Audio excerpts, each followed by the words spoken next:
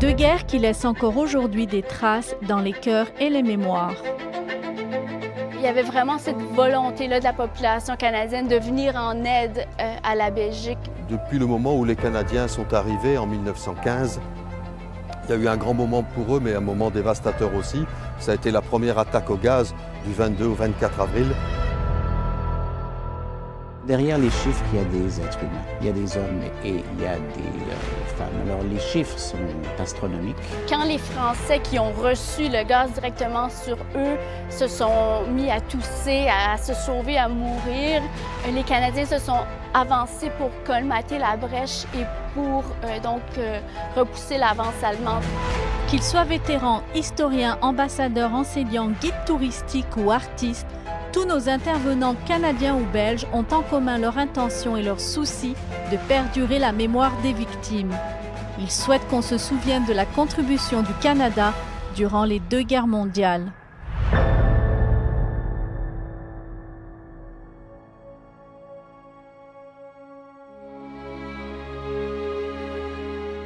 On a d'excellentes relations entre le Canada et la Belgique, et je pourrais extrêmement intenses, extrêmement diversifiées, mais qui en plus reposent sur un socle vraiment historique très important.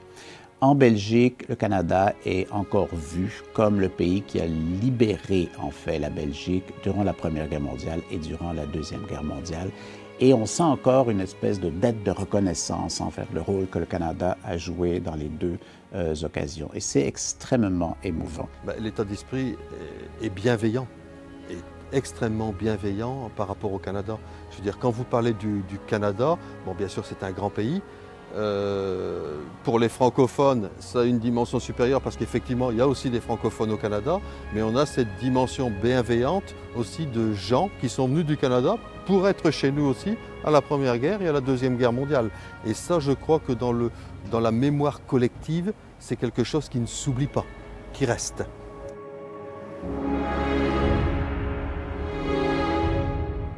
L'invasion allemande de la Belgique en août 1914, ça a vraiment eu un impact significatif pour mobiliser les Canadiens pour la Première Guerre mondiale.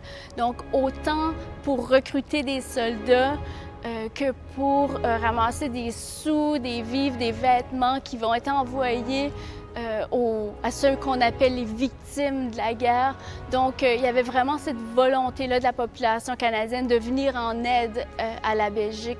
Puis ça va jouer un rôle important sur le lien entre les deux pays. Depuis le moment où les Canadiens sont arrivés en 1915, il y a eu un grand moment pour eux, mais un moment dévastateur aussi. Ça a été la première attaque au gaz du 22 au 24 avril, où là, effectivement, les Canadiens ont payé un tribut. Ensuite, durant la guerre, il y a eu d'autres lieux importants. C'est en 1916, les combats de Hogue, ce qu'on appelle de Hogue Cratère, où un célèbre mémorial existe aussi avec le Maple Leaf Line, ou alors le Canada Line, qui reprend justement par rapport à l'honneur des Canadiens.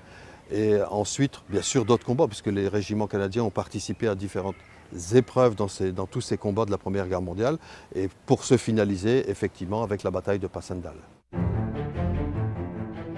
En avril 1915, lors de la deuxième bataille d'Ypres en Belgique, les Allemands utilisent pour la première fois le dichlore, un gaz toxique jaune-vert. Ce gaz, plus connu sous le nom de gaz moutarde, brûlait les poumons, défigurait, provoquait d'énormes cloques et même la cécité. On compte environ 1 million de victimes, dont 12 000 Canadiens, dus au gaz dans l'ensemble des armées. À la fin de l'été 1917, les Britanniques lancent une série d'offensives contre les Allemands à Passchendaele, aussi appelée la troisième bataille d'Ypres. La bataille de Passchendaele de juillet à novembre 1917 est connue pour être l'une des batailles les plus atroces de la Première Guerre mondiale. Cette dernière fait près d'un demi-million de victimes. Cette bataille de Passchendaele, ça s'est passé en 1917. Alors, c'est une très longue bataille qui a impliqué beaucoup de pays du Commonwealth, mais notamment les Canadiens à Passchendaele en octobre et novembre 1917, où ça a été un haut fait d'armes pour le Canada. L'armée britannique, l'armée canadienne et les renforts de l'armée française se battent côte à côte contre l'armée allemande dans la boue, sous une pluie incessante qui tombe pendant plusieurs semaines. Sur une période d'environ 3 mois, les Alliés réussissent à avancer de seulement 8 km. Les forces canadiennes interviennent en octobre et s'emparent de la crête de Passchendaele et perdent plus de 15 000 soldats. La bataille de Passchendaele a été une des batailles les plus dures de la Première Guerre mondiale. Et les Canadiens sont ceux qui ont terminé, si je peux dire, la bataille en 1917, dans des conditions vraiment atroces qu'on ne peut pas imaginer aujourd'hui. Il faut garder en tête que, si on ne fait pas erreur, le tiers des pertes de tous les soldats canadiens qui ont été tués durant la Première Guerre mondiale sont morts ici, en Belgique. C'est un nombre important, mais c'était surtout des conditions affreuses pour les soldats. Et la population ici se souvient de ça, se souvient du sacrifice canadien et chaque année le remémore à plusieurs occasions. C'était vraiment une unité canadienne avec un général canadien à la tête de cette unité et ça a beaucoup contribué à l'affirmation en fait du Canada sur la scène internationale.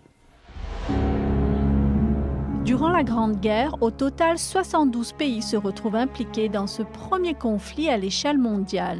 Les troupes alliées se composaient de la France, du Royaume-Uni, de la Russie et des empires coloniaux.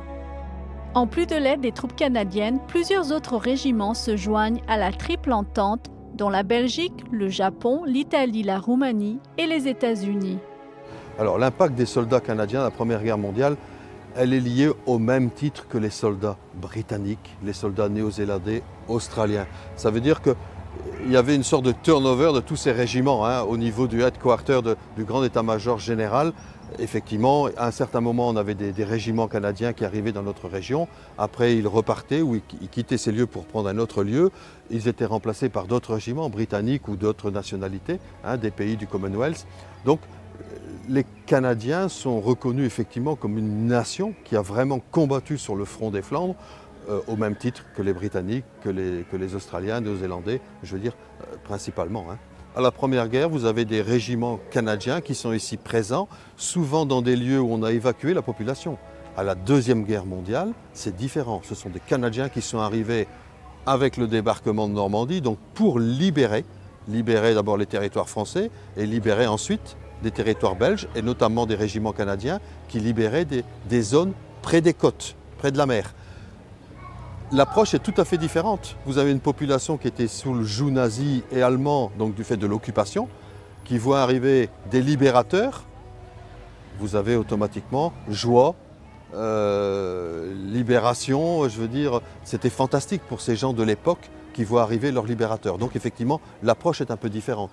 Et certainement que les souvenirs, bien sûr liés à cette population voyant arriver leurs libérateurs, notamment canadiens, mais aussi bien sûr britanniques, français ou autres, je veux dire, ou belges même, c'est une approche totalement différente, donc avec des souvenirs totalement différents que ceux de la Première Guerre. Malgré que les contacts entre Canadiens et population civile à l'arrière, bien à l'arrière du front, ont été aussi nombreux, mais pas dans cet état d'esprit de libération de la Deuxième Guerre.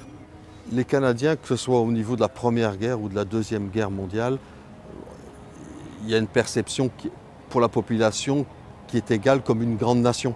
Une grande nation qui a contribué bien sûr à l'effort de guerre de la Première Guerre, et l'effort de guerre a été important, comme les autres pays du Commonwealth, comme la Grande-Bretagne, l'Australie, la Nouvelle-Zélande, à la limite même l'Afrique du Sud, je veux dire tous ces pays du Commonwealth qui ont contribué, mais en tant que vraiment que le nom d'une grande nation.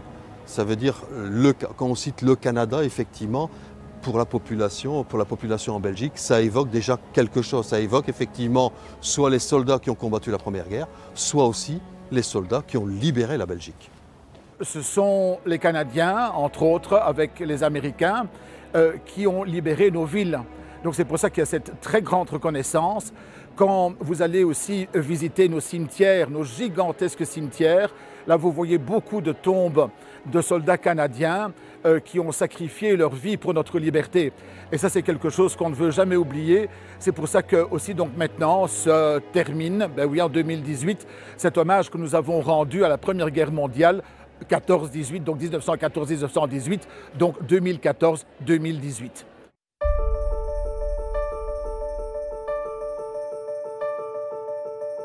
Durant la Deuxième Guerre mondiale, le Canada contribue à la libération de la ville de Bruges.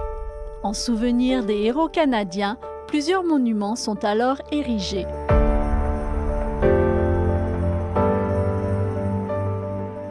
La libération était une fête à partir du 4 septembre. Et puis les soldats du Canada, notamment du 12e Manitoba Dragoons, tout ce groupement de soldats, ils sont arrivés à l'endroit Saint-Andris. Et la place où ils se sont groupés, après, on a créé un monument. On fait un monument pour remercier les soldats pour le grand travail qu'ils ont fait. Et je peux vous dire que les gens de Bruges étaient plus que contents qu'ils voyaient tous ces soldats. Et pour les gens de Bruges, c'était la fin d'une période très triste. Le Smedenpoort, c'est une des portes autour de la ville. Disons, Bruges était une ville fortifiée avec 9 portes. Il y en a encore maintenant 4. Et disons, le 8 septembre 1944, quand c'était déjà clair que la Belgique était libérée, à ce moment, en fait, les soldats de l'Allemagne, ils avaient bombardé ou attaqué toutes les entrées pour la ville. Mais à cette porte ici, disons, sergent de la Canada, M. Revel, il avait l'intention d'entrer la ville pour négocier, mais malheureusement, il a été tué ici à cet endroit par des soldats allemands. Le 12 septembre, finalement, les Allemands étaient partis par une autre porte de la ville et tous les soldats de 12e Manitoba Dragoons, ils ont en fait libéré la ville, ils ont marché jusqu'à l'hôtel de ville. Et là, ils ont fait le contact avec notre bourgmestre qui était plus que content que finalement Bruges était de nouveau une ville libre. C'était un jour inoubliable. L'accès crucial au pont du Canada à Bruges permet aux troupes canadiennes du 12e Manitoba Dragoon de libérer la ville le 12 septembre 1944. Les Brugeois reprennent espoir. On peut voir le soulagement sur les visages. Le Canada Bridge, ça c'était en fait le seul pont qui était encore accessible. Et par ce pont, les soldats ont entré la ville pour le libérer. Et disons pour remercier, quelques années après, ils ont inauguré le pont qui est décrit comme le pont de Canada ou le pont des Bisons. Comme sur le pont, il y a 2 exemplaires de ces grands animaux et ils sont un peu dans l'attitude défensive des soldats. Les soldats étaient fiers et c'est que les bisons ont la même attitude. Ce projet a été réalisé par le sculpteur Octif Rotsart, qui est bien connu ici dans la région. Ce sont où les animaux sont faits en bronze. Et puis en bas, gauche, il y a le coat d'armes de notre ville et l'autre, c'est en fait du Canada, avec les symboles qui sont importants pour votre pays. Quand vous demandez une personne locale et vous demandez « Ah, vous pouvez me diriger vers le pont de Canada Brug », et ils savent l'importance de ce pont. Ils savent que c'est en fait avec l'aide des soldats canadiens que la ville était de nouveau libre. Et puis, je peux également vous dire, comme ma grand-mère, elle est déjà maintenant 98 ans et elle était là quand il y avait la libération et elle n'a que des mots positifs de ce qui était passé.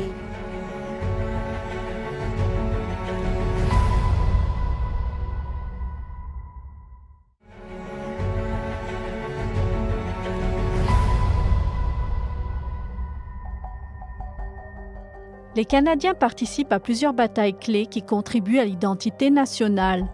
La deuxième bataille d'Ypres est la bataille de Passchendaele en Belgique et en France la bataille de Vimy.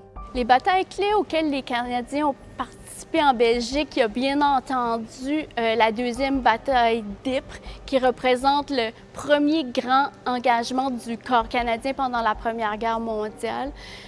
Donc, ils ont affronté le chlore gazeux. Quand les Français qui ont reçu le gaz directement sur eux se sont mis à tousser, à se sauver, à mourir, les Canadiens se sont avancés pour colmater la brèche et pour repousser l'avance allemande. Donc, c'est un moment marquant dans l'histoire de la guerre pour le Canada. Il y a aussi une autre bataille très importante que plusieurs gens vont reconnaître, qui est la bataille de Passchendaele, qui a eu lieu à l'automne 1917. Et dans ce cas-là, on parle d'une bataille qui a marqué la mémoire collective parce qu'elle représente la futilité de la Première Guerre mondiale, les milliers de morts dans la boue, les conditions atroces. Donc encore là, très important pour la mémoire collective canadienne. Parfois, la bataille se faisait non seulement sur le front, mais aussi en arrière-plan. C'est durant la Deuxième Guerre mondiale qu'apparaît la résistance. Les résistants sont des hommes et des femmes de tous âges, mais parfois très jeunes. Ils s'engagent dans l'action clandestine et prennent le risque d'être dénoncés, torturés, emprisonnés et même exécutés. Alors, la résistance, c'était effectivement quand les pays en Europe étaient sous l'occupation nazie et allemande, la résistance, effectivement, c'est ces groupes qui essayaient de lutter contre l'occupation. Et cette résistance, c'est vrai, dans la mémoire collective de la population, liée au Canada, le rôle était quoi? Était par exemple les pilotes qui étaient abattus au-dessus de l'Europe et dont certains étaient canadiens. Eh bien, c'était après le rôle aussi de la résistance et de nombreuses familles belges, françaises, de s'occuper d'eux pour essayer de les faire en tout cas retourner vers la Grande-Bretagne ou d'essayer de les cacher. Alors des fois ça fonctionnait, des fois ça ne fonctionnait pas, parce qu'à l'époque c'était quand même très dangereux, et même je veux dire mortellement dangereux, parce que vous pouviez être pris par l'armée allemande et être fusillé pour avoir donné assistance à un pilote allié, et vous pouviez jouer votre vie dans ces circonstances-là. Mais ça a quand même été fait, ça a réussi. J'ai un exemple où effectivement, sur le territoire tout proche, on a sauvé un pilote canadien, mais ce pilote a été pris, je veux dire, dans quelques heures qui suivaient. Pourtant, il avait déjà reçu des habits civils, on lui a enlevé tout ce qui était militaire, mais il a été pris parce qu'effectivement, même s'il parlait un peu français, mais un français avec un accent, les Allemands n'ont pas été dupes et ils savaient à qui ils avaient affaire tout de suite. Donc il a été fait prisonnier. Et une histoire d'ailleurs où la famille qui l'avait aidé au départ a pu le retrouver bien après la guerre. Au cours de la dernière semaine de la Grande Guerre, l'armée canadienne libère toute la région située sur la frontière franco-belge, y compris la ville de Mons. Cette période du 8 août au 11 novembre 1918 est aussi connue sous le nom des 100 jours du Canada. C'est à Mons que le canon QF-18 PDR canadien donne les derniers coups. Ce canon est un des tout derniers canons qui a tiré les derniers coups de feu de la Première Guerre mondiale. C'était un canon donc canadien qui avait été envoyé comme parmi l'effort de guerre du Canada et que le gouvernement belge maintenant a prêté au Musée de la guerre à Ottawa, justement encore une fois pour remercier le Canada du sacrifice qui a été consenti à ce moment-là. C'est un canon qui avait été remis par les troupes canadiennes à la ville de Mons en août 1919. Donc, au lendemain de la guerre, c'était un cadeau qui représentait l'amitié entre les deux villes. Ils ont terminé leur guerre à Mons en libérant la ville en novembre 1918. Donc, ils ont commencé la guerre et terminé la guerre en Belgique. Donc, la contribution canadienne à la Première Guerre mondiale est très importante dans l'histoire canadienne et dans l'histoire belge. Le soldat George Lawrence Price, né à Falmouth en Nouvelle-Écosse, a été envoyé au Bromsgrove Military Camp en Angleterre avant d'être affecté au 28e bataillon. Les médailles et la plaque commémorative en l'honneur du dernier soldat canadien tué pendant la Première Guerre mondiale ont été donnés au Musée canadien de la guerre. George Price est le tout dernier soldat du Commonwealth qui a été tué à la toute fin de la Première Guerre mondiale, donc juste avant l'armistice, quelques 2 minutes peut-être avant l'armistice. Il a été tué par un tireur d'élite. 2 minutes après, c'était fini. Les combats se terminaient complètement, mais lui était mort. Et on va souligner, bien sûr, cette année, sa disparition, qui s'est donc déroulée au moment où la guerre se terminait et au moment où le Canada célébrait en fait sa participation, mais la victoire lors de la Première Guerre mondiale. Donc c'est dans la ville de Mons, en Belgique, que les troupes canadiennes ont défilé et c'est juste à côté que George Price a été tué et il y aura le 10 novembre, à cette occasion-là, le dévoilement d'un monument assez impressionnant à la mémoire de George Price. Le 15 juillet 1918, l'Allemagne lance sans succès une offensive. Les forces allemandes sont alors repoussées. Un armistice est signé. À 11 h, le 11 novembre 1918, les combats prennent fin. Les civils et les militaires doivent reconstruire leur pays et nombreux s'interrogent sur les raisons de ce conflit mondial qui a fait plus de 10 millions de morts. Aujourd'hui, 100 ans plus tard, la relation entre la Belgique et le Canada est basée sur des liens d'amitié, de confiance, de valeurs communes et de respect des droits de la personne. C'est une relation qui construit sur un socle extrêmement profond, extrêmement solide. Mais c'est une relation qui se vit à tous les niveaux. C'est une relation économique qui est très importante et c'est vraiment le premier objectif de mon ambassade ici, de s'assurer de contribuer à un essor encore plus grand de nos relations économiques. Nous avons maintenant l'AECG, l'accord économique et commercial global entre le Canada et l'Union européenne, qui donne des possibilités supplémentaires. Mais ce qui est important, c'est que le monde des affaires sache que cet accord existe et comprenne quels avantages viennent avec cet accord. Et la visite, entre autres, royale au Canada a permis de parler beaucoup de cet accord commercial et d'inviter le secteur des affaires à s'y intéresser, puis à en prendre connaissance et voir comment ils peuvent en profiter. C'est une relation d'amitié, évidemment, de très longue date. Et je crois en effet que le destin de nos deux pays, du Canada et de la Belgique, se sont croisés tragiquement, justement, à l'occasion de ces deux guerres. Et ce sont des événements qui ont contribué à unir les deux pays. L'image du Canada, je crois dans le monde entier, mais certainement chez nous en Belgique, est extrêmement positive. Tout au long de son existence, investie justement dans la collaboration internationale. Et puis oui, et certains d'entre eux se souviennent aussi du rôle du Canada pendant les deux guerres mondiales. Nous vivons dans un monde qui est troublé, qui est difficile, où on perd un petit peu les points de repère qu'on avait auparavant. Bon, la Belgique ressemble à bien des aspects beaucoup au Canada.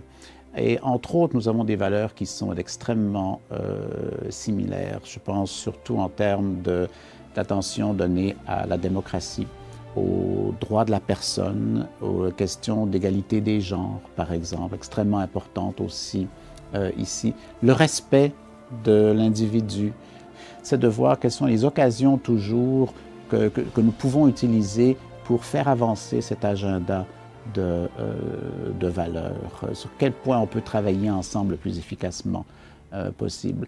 Et le troisième agenda, c'est la question du devoir de mémoire, c'est de se souvenir des sacrifices des Canadiens ici en Belgique et de voir surtout comment est-ce qu'on peut s'assurer que les leçons qu'on a apprises de l'époque, on les comprend aujourd'hui encore et on peut les appliquer éventuellement, si c'est le cas, aux défis auxquels nous faisons face.